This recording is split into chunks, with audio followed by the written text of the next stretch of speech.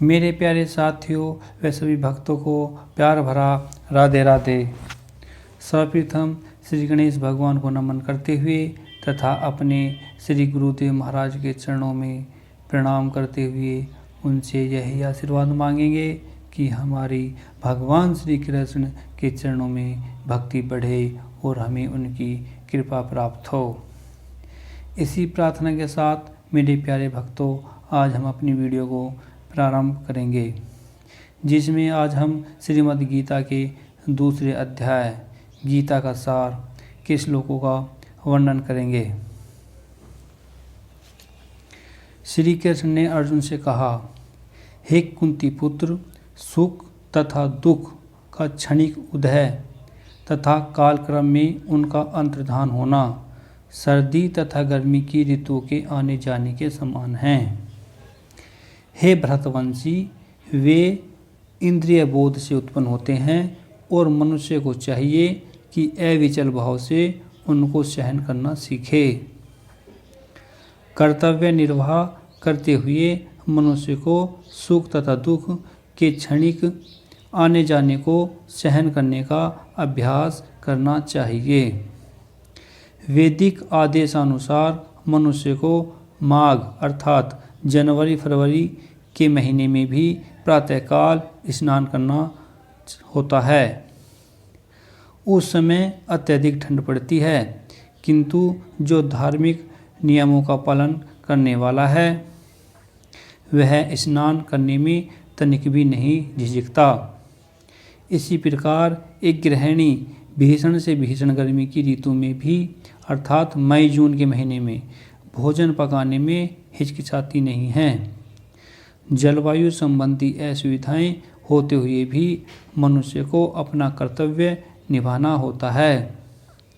इस प्रकार युद्ध करना क्षत्रिय का धर्म है, अतः उसे अपने किसी मित्र या परिजन से भी युद्ध करना पड़े तो उसे अपने धर्म से विचलित नहीं होना चाहिए। मनुष्य को ज्ञान प्राप्त करने के लिए धर्म के विधि विधान पालन करने होते हैं, क्योंकि ज्ञान तथा भक्ति से ही मनुष्य अपने आप को माया के बंधन से छुड़ा सकता है। श्लोक नंबर 15। श्री कृष्ण ने अर्जुन से कहा, हे पुरुष श्रेष्ठ, जो पुरुष सुख तथा दुख में विचलित नहीं होता और इन दोनों में संभाव रहता है वह निश्चित रूप से मुक्ति के योग्य है। जो व्यक्ति आत्म साक्षात्कार की उच्च अवस्था प्राप्त करने के लिए दृढ़ प्रतिज्ञ है और सुख तथा दुख के प्रहरों को संभाव से सह सकता है वह निश्चय ही मुक्ति के योग्य है। वर्णाश्रम धर्म में चौथी अवस्था अर्थात संन्यास आश्रम कष्ट साध्य अवस्था है, किंतु जो अपने जीवन को सचमुच पूर्ण बनाना चाहता है वह समस्त कठिनाइयों के होते हुए भी संन्यास आश्रम अवश्य ग्रहण करता है। ये कठिनाइयाँ पारिवारिक संबंध विच्छेद करने से तथा पत्नी और संतान से संबंध तोड़ने के कारण उत्पन्न होती हैं, किंतु यदि कोई इन कठिनाइयों को सह लेता है तो उसे आत्म साक्षात्कार का पथ निष्कंटक हो जाता है। अतः अर्जुन को क्षत्रिय धर्म निर्वाह में दृढ़ रहने के लिए कहा जा रहा है। भले ही स्वजनों या अन्य प्रिय व्यक्तियों के साथ युद्ध करना कितना ही दुष्कर क्यों न हो। भगवान चैतन्य ने 24 वर्ष की अवस्था में ही संन्यास ग्रहण कर लिया था, यद्यपि उन पर आश्रित उनकी तरुण पत्नी तथा वृद्धा माँ की देखभाल करने वाला अन्य कोई नहीं था, तो भी उच्च आदर्श के लिए उन्होंने संन्यास ग्रहण किया और अपने कर्तव्य पालन में स्थिर बने रहे। भवबंधन से मुक्ति पाने का यही एकमात्र उपाय है। श्लोक नंबर 16। तत्वदर्शियों ने यह निष्कर्ष निकाला है कि असत्य अर्थात भौतिक शरीर का तो कोई चिर स्थायित्व नहीं है किंतु सत अर्थात आत्मा अपरिवर्तित रहता है। उन्होंने इन दोनों की प्रकृति के अध्ययन द्वारा यह निष्कर्ष निकाला। परिवर्तनशील शरीर का कोई स्थायित्व नहीं है। आधुनिक चिकित्सा विज्ञान ने भी यह स्वीकार किया है कि विभिन्न कोशिकाओं की क्रिया प्रतिक्रिया द्वारा शरीर प्रतिक्षण बदलता रहता है। इस तरह शरीर में वृद्धि तथा वृद्धावस्था आती रहती है, किंतु शरीर तथा मन में निरंतर परिवर्तन होने पर भी आत्मा स्थायी रहता है। यही पदार्थ तथा आत्मा का अंतर है। स्वभावतः शरीर नित्य परिवर्तनशील है और आत्मा शाश्वत है। तत्वदर्शियों ने, चाहे वे निर्विशेषवादी हों या सगुणवादी, इस निष्कर्ष की स्थापना की है। विष्णु पुराण में भी कहा गया है कि विष्णु तथा उनके धाम स्वयं प्रकाश से प्रकाशित हैं। सत्य तथा असत्य शब्द आत्मा तथा भौतिक पदार्थों के ही घोतक हैं। सभी तत्वदर्शियों की यही स्थापना है। यहीं से भगवान द्वारा अज्ञान से मोहग्रस्त जीवों को उपदेश देने का शुभारंभ होता है। अज्ञान को हटाने के लिए आराधक और आराध्य के बीच पुनः शाश्वत संबंध स्थापित करना होता है। फिर अंश रूप जीवों तथा श्री भगवान के अंतर को समझना होता है। कोई भी व्यक्ति आत्मा के अध्ययन द्वारा परमेश्वर के स्वभाव को समझ सकता है। आत्मा तथा परमात्मा का अंतर अंश तथा पूर्ण के अंतर के रूप में है। वेदांत सूत्र तथा श्रीमद् भागवत में परमेश्वर को समस्त उद्भवों प्रकाश का मूल माना गया है। ऐसे उद्भव का अनुभव परा तथा अपरा प्राकृतिक क्रमों द्वारा किया जाता है। जीव का संबंध परा प्रकृति से है, जैसे कि 7वें अध्याय से स्पष्ट होगा। यद्यपि शक्ति तथा शक्तिमान में कोई अंतर नहीं है, किंतु शक्तिमान को परम माना जाता है और शक्ति या प्रकृति को गौण। अतः सारे जीव उसी तरह परमेश्वर के सदैव अधीन रहते हैं, जिस तरह सेवक स्वामी के या शिष्य गुरु के अधीन रहता है। अज्ञान अवस्था में ऐसे स्पष्ट ज्ञान को समझ पाना असंभव है। अतः ऐसे अज्ञान को दूर करने के लिए सदा सर्वदा के लिए जीवों को प्रबुद्ध करने हेतु भगवान भगवत गीता का उपदेश देते हैं। श्लोक नंबर 17। जो सारे शरीर में व्याप्त हैं उसे ही तुम अविनाशी समझो। उस अवयव आत्मा को नष्ट करने में कोई भी समर्थ नहीं है। भगवान श्री कृष्ण अर्जुन से कह रहे हैं। इस श्लोक में संपूर्ण शरीर में व्याप्त आत्मा की प्रकृति का अधिक स्पष्ट वर्णन हुआ है। सभी लोग समझते हैं कि जो सारे शरीर में व्याप्त है वह चेतना है। प्रत्येक व्यक्ति को शरीर में किसी भी अंश या पूरे भाग में सुख दुख का अनुभव होता है, किंतु चेतना की यह व्याप्ति किसी के शरीर तक ही सीमित रहती है।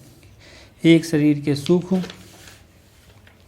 तथा दुख का बोध दूसरे शरीर को नहीं होता। फलतः प्रत्येक शरीर में व्यष्ट आत्मा ही और इस आत्मा की उपस्थिति का लक्षण व्यष्टि चेतना द्वारा परिलक्षित होता है। इस आत्मा को बाल के अगले भाग के 10,000वें भाग के समान बताया जाता है। श्वेताश्वतर उपनिषद में इसकी पुष्टि हुई है। यदि बाल के अगले भाग को 100 भागों में विभाजित किया जाए और फिर इनमें से प्रत्येक भाग को 100 भागों में विभाजित किया जाए तो इस तरह के प्रत्येक भाग की माप आत्मा का परिमाप है।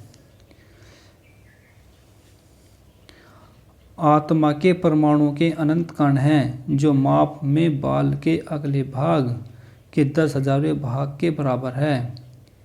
यह आत्मा का मापने का श्रीमद् गीता में बताया गया है कि आत्मा का आकार कितना है। इस प्रकार आत्मा का प्रत्येक कण भौतिक परमाणुओं से भी छोटा है और ऐसे असंख्य कण हैं। यह अत्यंत लघु आत्मस्फुलिंग भौतिक शरीर का मूल आधार है और इस आत्मस्फुलिंग का प्रभाव सारे शरीर में उसी तरह व्याप्त है जिस प्रकार किसी औषधि का प्रभाव व्याप्त रहता है। आत्मा की यह धारा सारे शरीर में चेतना के रूप में अनुभव की जाती है और यही आत्मा के अस्तित्व का प्रमाण है। सामान्य से सामान्य व्यक्ति भी समझ सकता है कि यह भौतिक शरीर चेतना रहित होने पर मृतक हो जाता है और शरीर में इस चेतना को किसी भी भौतिक उपचार से वापस नहीं लाया जा सकता। यह चेतना भौतिक संयोग के फलस्वरूप नहीं है अपितु आत्मा के कारण है। मुंडक उपनिषद में सूक्ष्म आत्मा की ओर अधिक विवेचना हुई है। आत्मा आकार में अणु तुल्य है जिसे पूर्ण बुद्धि के द्वारा जाना जा सकता है। यह अणु आत्मा 5 प्रकार के प्राणों में तैर रहा है। प्राण, अपान, व्यान, समान तथा उदान। यह हृदय के भीतर स्थित है और देहधारी जीव के पूरे शरीर में अपने प्रभाव का विस्तार करता है। जब आत्मा को 5 वायुओं के कलमश से शुद्ध कर लिया जाता है तो इसका आध्यात्मिक प्रभाव प्रकट हो जाता है। हठ योग का प्रयोजन विविध आसनों द्वारा उन 5 प्रकार के प्राणों को नियंत्रित करना है जो आत्मा को घेरे हुए हैं। यह योग किसी भौतिक लाभ के लिए नहीं अपितु भौतिक आकाश के बंधन से अणु आत्मा की मुक्ति के लिए किया जाता है। इस प्रकार अणु आत्मा को सारे वैदिक साहित्य ने स्वीकार किया है और प्रत्येक बुद्धिमान व्यक्ति अपने व्यवहारिक अनुभव से इसका प्रत्यक्ष अनुभव करता है। केवल मूर्ख व्यक्ति ही इस अणु आत्मा को सर्वव्यापी विष्णु तत्व के रूप में सोच सकता है। अणु आत्मा का प्रभाव पूरे शरीर में व्याप्त हो सकता है। मुंडक उपनिषद के अनुसार यह अणु आत्मा प्रत्येक जीव के हृदय में स्थित है और चूंकि भौतिक विज्ञानी इस अणु आत्मा को माप सकने में असमर्थ हैं अतः उनमें से कुछ यह अनुभव करते हैं कि आत्मा है ही नहीं अपितु आत्मा तो निसंदेह परमात्मा के साथ साथ हृदय में है और इसलिए शारीरिक गतियों की सारी शक्ति शरीर के इसी भाग से उद्भूत है। जो लाल रक्त कण फेफड़ों से ऑक्सीजन ले जाते हैं वे आत्मा से ही शक्ति प्राप्त करते हैं। अतः जब आत्मा इस स्थान से निकल जाता है तो रक्तोत्पादक संलयन बंद हो जाता है। औषधि विज्ञान लाल रक्त कणों की महत्ता को तो स्वीकार करता है किंतु वह यह निश्चित नहीं कर पाता कि शक्ति का स्रोत आत्मा है। जो भी हो औषधि विज्ञान यह स्वीकार करता है कि शरीर की सारी शक्ति का उद्गम स्थल हृदय है। पूर्ण आत्मा के ऐसे अणुकणों की तुलना सूर्य प्रकाश के कणों से की जाती है। इस सूर्य प्रकाश में असंख्य तेजोमय अणु होते हैं। इस प्रकार परमेश्वर के अंश उनकी किरणों के परमाणु स्फुलिंग हैं और प्रभा या पराशक्ति कहलाते हैं। अतः चाहे कोई वैदिक ज्ञान का अनुगामी हो या आधुनिक विज्ञान का, वह शरीर में आत्मा के अस्तित्व को नकार नहीं सकता। भगवान ने स्वयं भगवत गीता में आत्मा के इस विज्ञान का विशद वर्णन किया है। तो मेरे प्यारे साथियों, आज के लिए बस इतना ही। अगर आपको हमारी वीडियो अच्छी लग रही हैं तो हमारी वीडियो को लाइक करें और हमारा चैनल हरि नाम कृपा को सब्सक्राइब करें। आज के लिए बस इतना ही। सभी भक्तों को प्यार भरा राधे राधे।